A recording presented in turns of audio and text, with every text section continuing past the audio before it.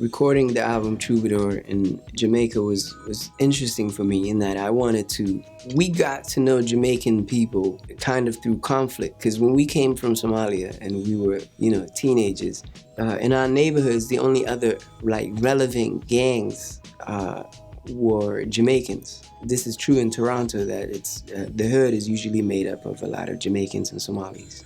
We now having to kind of deal with this other black group that is kind of like us, that's ready to fight. And so that's how we kind of came to know each other. And so I started to see a lot of similarities in Jamaican people, and so I got interested in the culture. So for me, it was interesting to be in the country. But of course, much more impacting was that I was recording in Bob Marley's home, in his studio where he recorded all his music. And I'm the first artist to be given the key to his home since he passed away. And so that was a pretty remarkable kind of an honor that was given to me by his family. And so we did the album there. It's hard to explain what it's like to be in Bob Marley's house. All his stuff is still there. His guitar, his keyboards, his bed. You know what I mean? He's got the car that he got into an accident with is in the front yard where we play soccer, me and Damian Marley and Steven in the afternoons. You know what I mean? It's like his spirit is there, his family, his friends, the colors of his world, the things that he created are all there. So it's hard to take all of that in, to be honest. And I don't even know to what degree that it affects you when you're there. For me, it was like, huge to be in the presence of such a legend. Wavin Flag is actually, before World Cup, before all of that, Wavin Flag was in my album Troubadour. You know what I mean? It was just one of the songs in the album.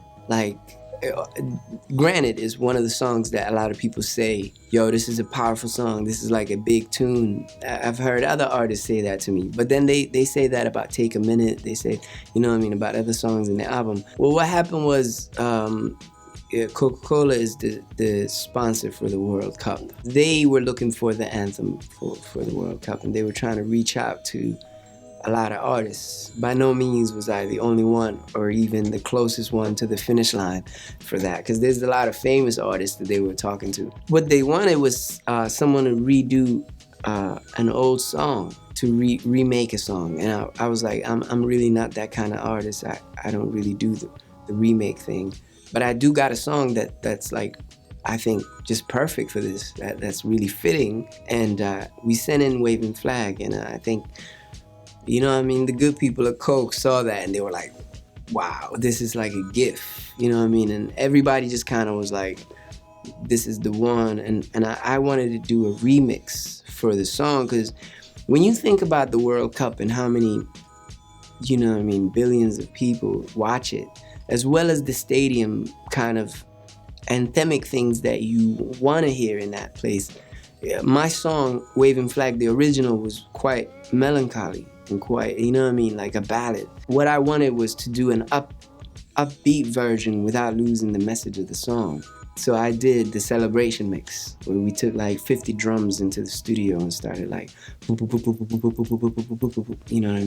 up. And then now you got, when I get older, like that you could see people singing in stadiums and so on. Soccer in Somalia is the biggest sport. It's probably the number one. I don't even think there's a close second.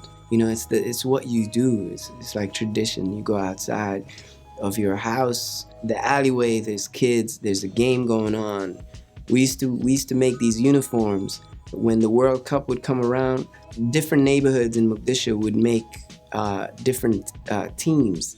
Whichever teams that qualified would be represented by a different neighborhood. So you'd have Spain, and then we would be another team, and we'd play against each other. So we'd had our own little Mogadishu World Cup going on. That's a real game in Somalia. Many memorable moments working with Heavy D, many. We go back before making records. It's crazy, I think about him every day. And we're just playing, I'm just showing him mad, ill R&B shit, and we're just going crazy. So it ended up me being this R&B DJ. Just because they're a cop doesn't make them a saint, doesn't make them they're just people. And they make bad decisions sometimes. Sometimes they make great decisions. Everybody's ate the mushrooms. We had to do the sound check. And then I'm in my room. trying to figure out like how I'm gonna get myself out of the drain.